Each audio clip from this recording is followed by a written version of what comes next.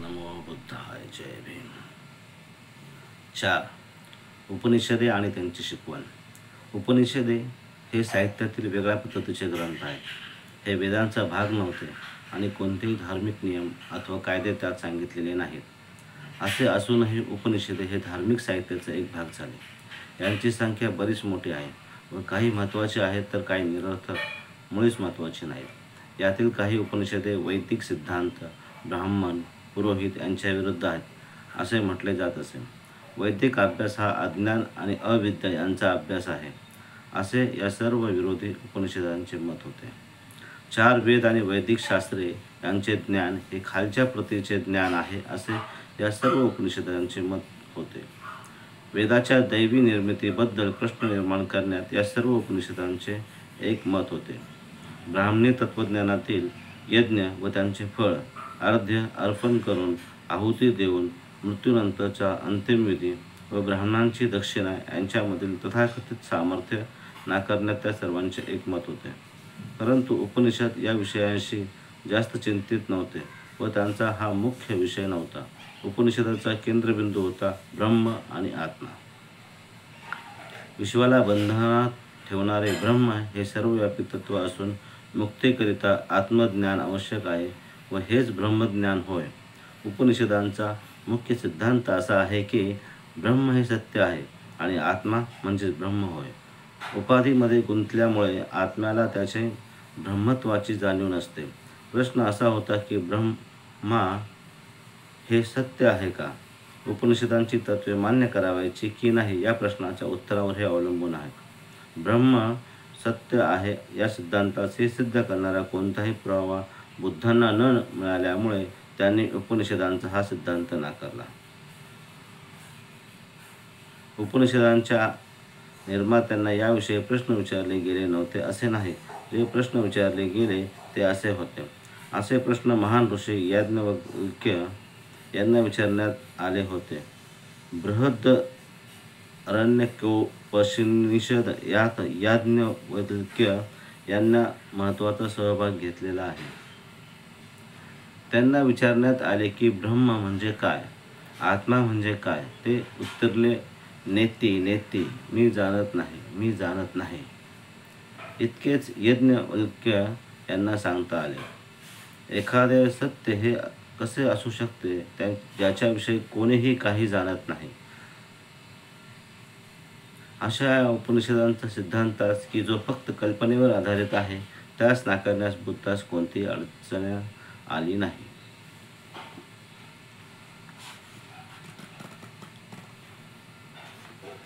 भाग 6.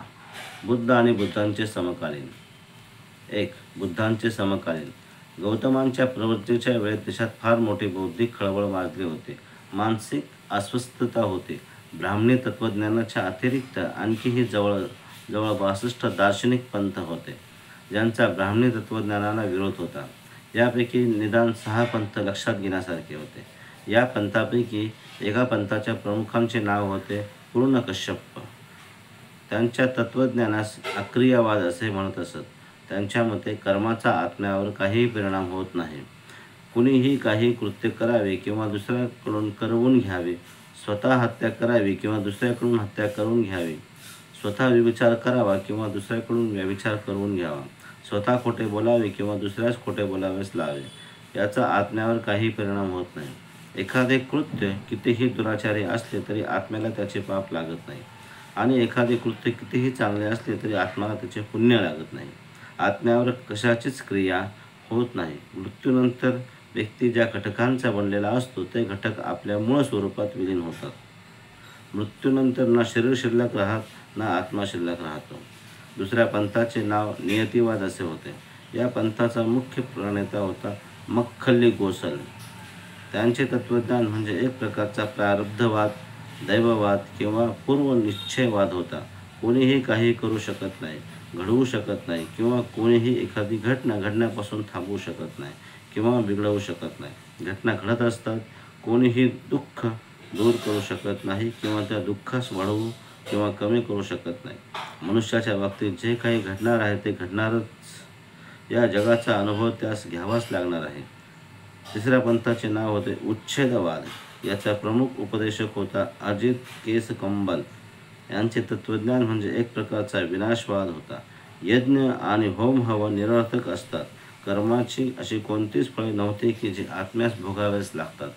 सुखदुःखाची फळे किंवा परिणाम असला कोणताही प्रकार नाही. स्वर्ग नाही किंवा नरकही नाही. मनुष्याची निर्मिती ही दुःखाच्या काही मूळ तत्वापासून झालेली आहे. आत्मा त्यापासून वाचू शकत नाही. जगातल्या कोणत्याही दुःखातून आत्म्याची सुटका होऊ शकत नाही. या दुःखाचा अंत आपोआप विनाशाळास होणार आहे. महाकल्पाच्या 84 लक्ष फेऱ्यातून आत्म्यास पुनर्जन्म घ्यावाच लागतो. त्यानंतरच दुःख आणि यातनांचा अंत होतो. याशिवाय दुसरा मार्गच नाही. चौथा पंथ हा अन्योन्यवाद नावाने ओळखला जात असे. या पंथाचा प्रमुख पकुद कच्छायन हा होता. 7 घटकांचा मिळून मानव प्राणी बनलेला आहे. ते घटक होते पृथ्वी, आप, तेज, वायू, सुख, दुःख आणि आत्मा. प्रत्येक घटक हा एकमेकांवर अवलंबून नसतो. त्यांचा एकमेकावर परिणामही होत नाही. ते घटक स्वयंभू आणि शाश्वत असतात. त्यांचा कशानेही नाश होत नाही. जर एखाद्याने माणसाने डोके उडवले तर ते ठार मारणे होणार नाही. याचा अर्थ इतकाच होतो की शस्त्राने शरीराच्या 7 घटकांमध्ये प्रवेश केला आहे.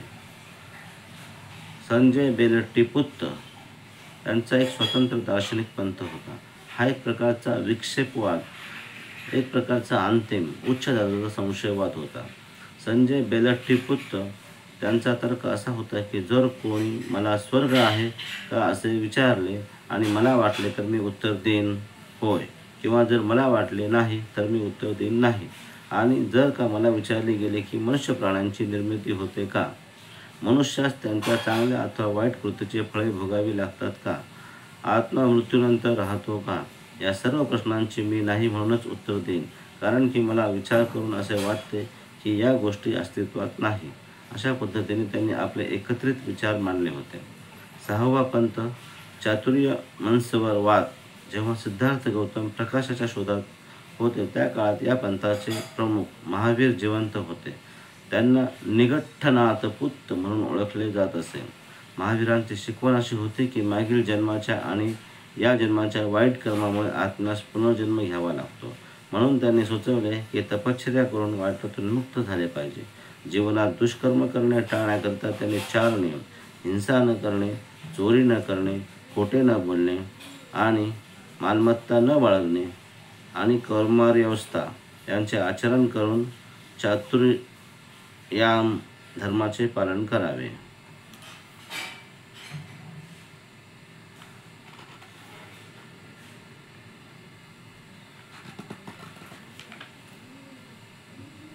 दोन, बुद्धाच्या समकालीनाविषयी बुद्धाचा दृष्टिकोन.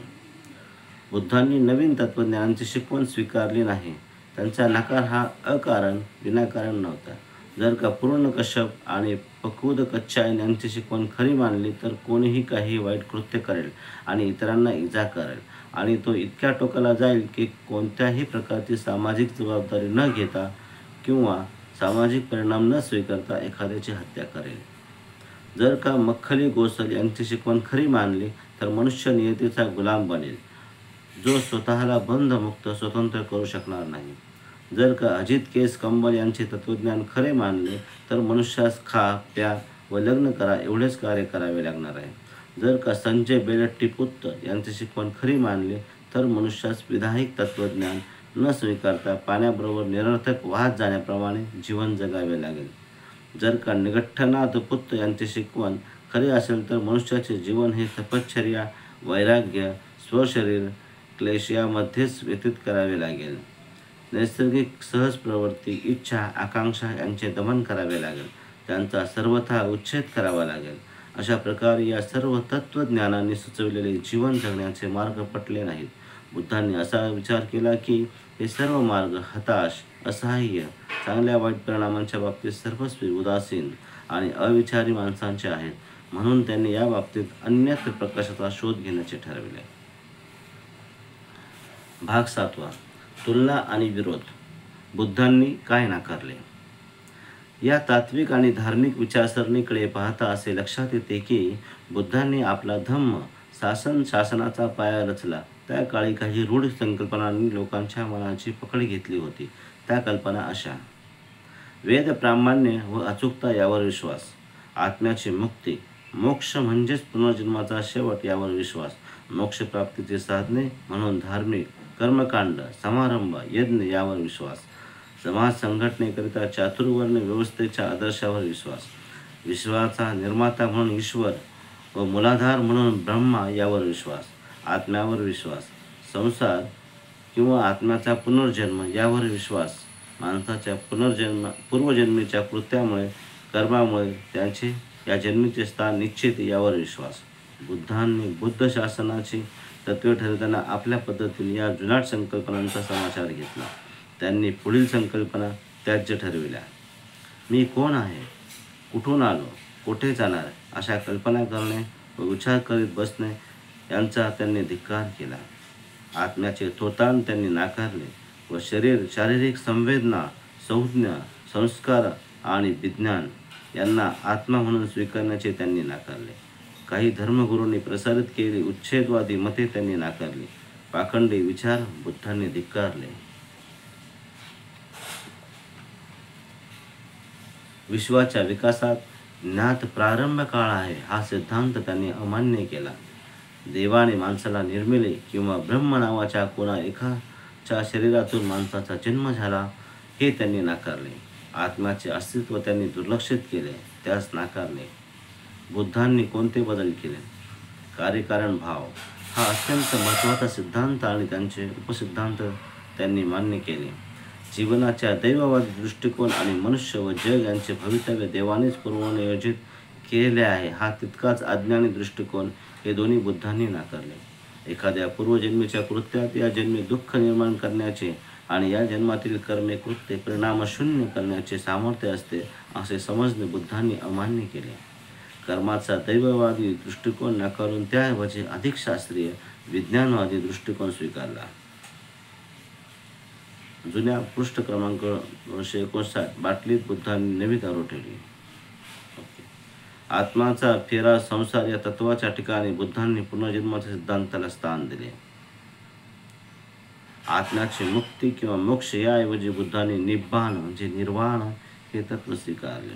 याप्रमाणे बुद्ध शासन हे संपूर्ण या विचाराने तयार झाले आहे. त्यामध्ये जे काही थोडेसे जुने आहे त्यात फेरबदल करून अथवा वेगळ्या दृष्टिकोनातून विचारातून मांडलेले आहे. बुद्धांनी काय स्वीकारले? 1. बुद्धाच्या शिकवणींचे पहिले वैशिष्ट्य हे की सर्व गोष्टींचा केंद्रबिंदू मन आहे असे त्यांनी मानले. मन हे सर्व वस्तूंच्या केंद्रस्थानी असते. मन सर्व वस्तूंवर अंमल गाजवते, त्याची निर्मिती करते. मनाचे आकलन झाले की सर्व वस्तूंचे आकलन होते. मन सर्व मानसिक क्रियांना मार्गदर्शन करते. मन सर्व मानसिक शक्तींनीच बनलेले आहे व ते सर्व मानसिक शक्तींचे प्रमुख आहे. मनाला सुसंस्कृत बनवणे यावर प्रथम लक्ष केंद्रित केले पाहिजे. बुद्धांच्या शिकवणीचे दुसरे वैशिष्ट्य आपल्या निर्माण होणाऱ्या कुशल अकुशल गोष्टी व आपल्यावर बाहेरच्या वस्तूंचा परिणाम म्हणून निर्माण होणाऱ्या कुशल अकुशल बाबी यांचे उगमस्थान मन आहे. जे जे अकुशल आहे, वाईटांशी संबंधित आहे, वाईटाच्या अधीन आहे, ते मनातूनच निर्माण होते व जे कुशल आहे, चांगल्याशी संबंधित आहे, कुशलाच्या अधीन आहे, ते मनातूनच निर्माण होते. बैलाच्या पावलामागे बैलगाडीची चाके जातात त्याप्रमाणेच अशुद्ध चित्ताने जो बोलतो, वागतो किंवा कृती करतो त्याच्या मागोमाग दुःख येते. म्हणून चित्ताची मनाची शुद्धता हे धर्माचे सार आहे, धर्मातील सर्वात महत्त्वाची गोष्ट आहे. बुद्धाच्या शिकवणीचे तिसरे वैशिष्ट्य म्हणजे अकुशल वाईट पापकृत्य न करणे टाळणे हे होय. बुद्धाच्या शिकवणीचे चौथे वैशिष्ट्य असे आहे की खरा सत्य धर्म हा धर्मग्रंथात नसून धर्माचे आचरण करण्यात आहे. बुद्धांचे शासन, त्यांचा धर्म ही त्यांची स्वतःची नवनिर्मिती नव्हते असे कोणीही म्हणू शकेल काय?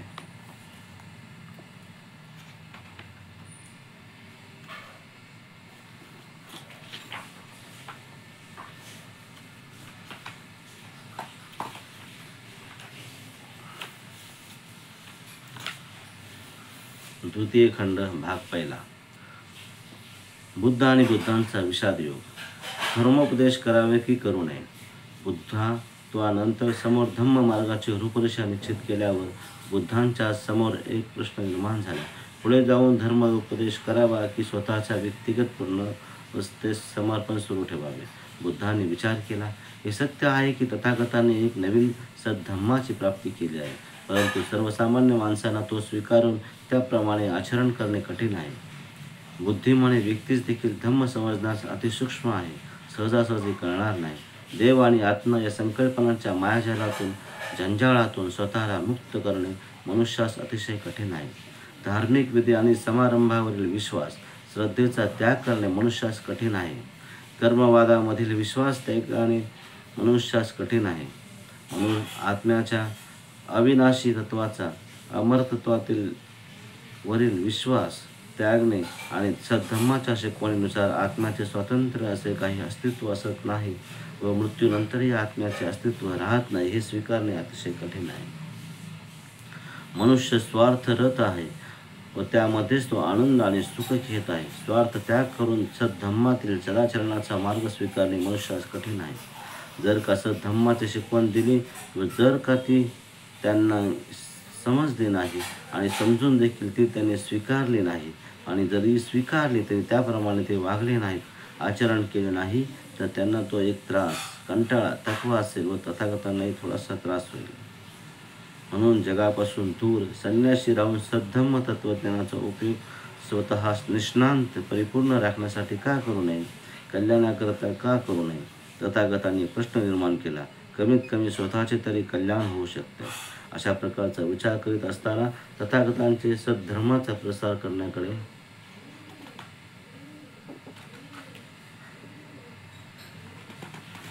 न वळता निष्क्रियतेकडे वळले. बुद्ध निष्क्रियतेकडे वळले हे जाणून ब्रह्मा संपत्तीने विचार केला, खरे तर जगाचा नाश होत आहे, जगाचा विध्वंस होत आहे. सम्यक संबुद्ध तथागत जर का सद्धम्माचा प्रसार न करता निष्क्रियतेकडे झुकले तर या जगावर विनाश ओढावेल.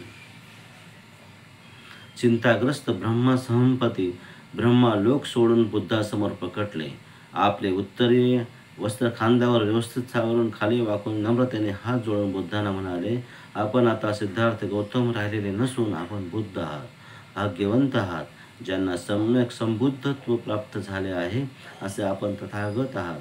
आपण जगताला प्रज्ञा बुद्धत्व कसे नाकारू शकता? सन्मार्गापासून दूर जात असलेल्या मानवजातीचे रक्षण करण्याच्या कार्यास आपण कसे नाकारू शकता? आपला सद्धम्म न ऐकावयास मिळाल्यामुळे या जगातील अनेक अशुद्ध मनाच्या मानवांचा अधपात होत आहे.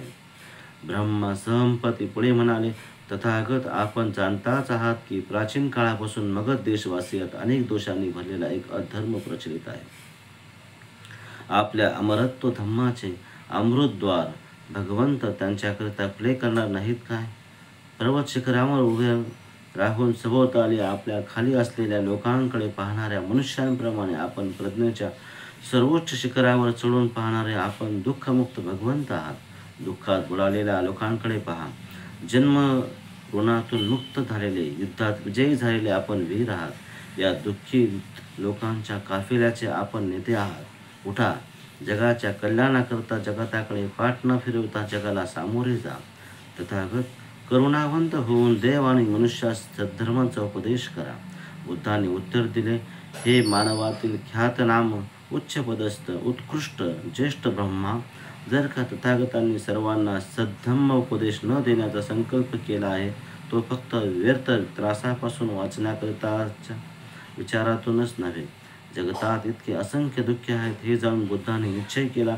संन्यासी होऊन हातावर हात ठेवून बसून राहणे आणि जगात जे घडते आहे ते पाहत राहणे ते करुणावंत तथागतास योग्य नाही. बुद्धांना तपश्चर्या व शारीरिक मानसिक क्लेशांचा मार्ग व्यर्थ आहे हे समजले होते. जगतापासून पळून जाणे अयोग्य होते. एखाद्या तपस्व्या संन्याशास देखील जगापासून सुटका नाही. जगापासून पळून जाण्यापेक्षा जग बदलवून जगतास श्रेष्ठतर बनवणे हेच आवश्यक आहे हे बुद्धांनी जाणले. तथागतांनी हे अनुभवले की या जगात इतका संघर्ष आहे, इतके अधिक विविध कारणाने दुःख दैन्य आहे. त्यावर तथागतांनी अजून उपाय म्हणून धम्माचा उपयोग केला नसल्यामुळे ते उपाय बुद्धांना लक्षात आले नव्हते. आपल्या सद्धम्माच्या प्रचारामुळे जर जगातील दुःख दैन्य हद्दपार नष्ट करू असतील तर बुद्धांचे कर्तव्य आहे की केवळ स्वास्थ्य निर्विकार निष्क्रियतेचा नमुना बनून न बसता जगात परत जाऊन जगाची सेवा करणे हे बुद्धांनी जाणले. म्हणून बुद्धांनी ब्रह्मा सहमपतीची विनंती मान्य केली व जगास धम्म शिकवून देण्याचे ठरविले. नमो बुद्धाय. जय भीम.